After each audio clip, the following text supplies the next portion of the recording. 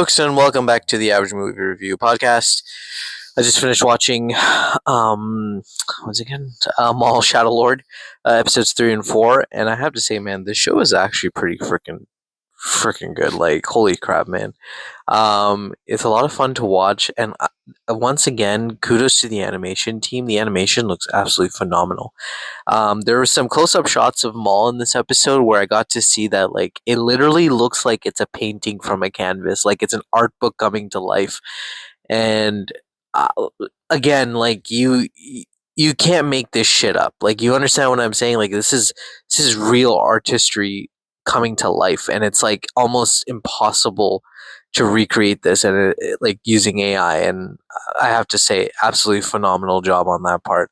Um, Overall, the episodes solid episodes, man. Sam Witwer keeps saying on Twitter and stuff that you do not need to really watch or know anything about anyone to really watch this show, and I completely agree in that sense. That yeah, certain things you may not get any reference to, but majority of this stuff, it's a brand new story on its own. We're learning about it for the first time, so as you're watching it, so is other people. And I have to say, it's beautifully well written. Maul is, again, he is one of the most complex character in the Star Wars universe, and they are doing him so much justice again. And he is bringing so much of an evil yet somewhat, I guess, I don't know, like anti-hero perspective or like presence. It's actually kind of crazy.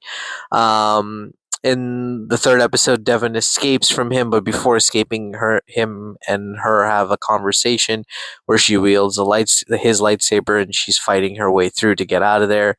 Um, he is literally just slaughtering through people. He doesn't even care, and he keeps reiterating to her that they are one of the same. You know, they've been betrayed by the Empire, and that they have a common enemy, and he wants to help train her, and he wants to help her be better and realize her full potential, because the truth is the Jedi don't kind of realize the true potential, according to him, of the Force.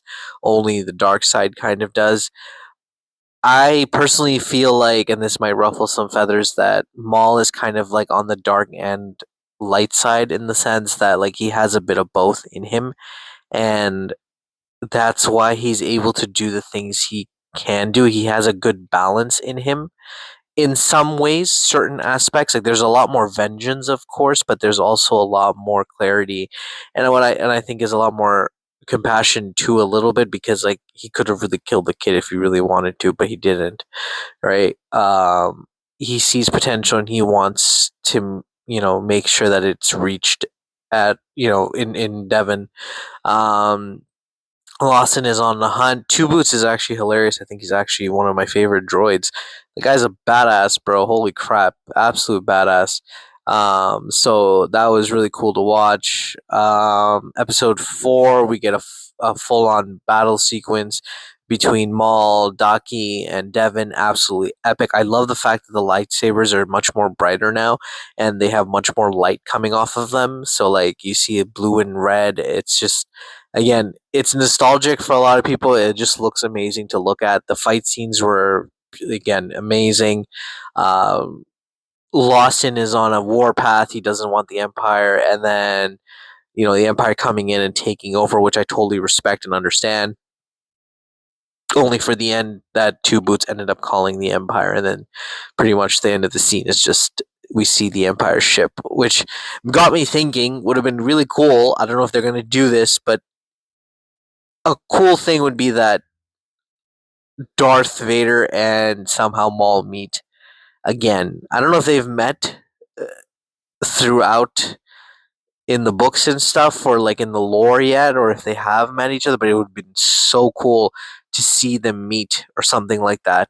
I think that would have been very, very interesting to see how they would react to one another, especially because Maul was the first apprentice, and more importantly, Maul was supposed to be the one, according to him, that was going to bring the balance, or tilt the balance or the scales towards them, to the Empire.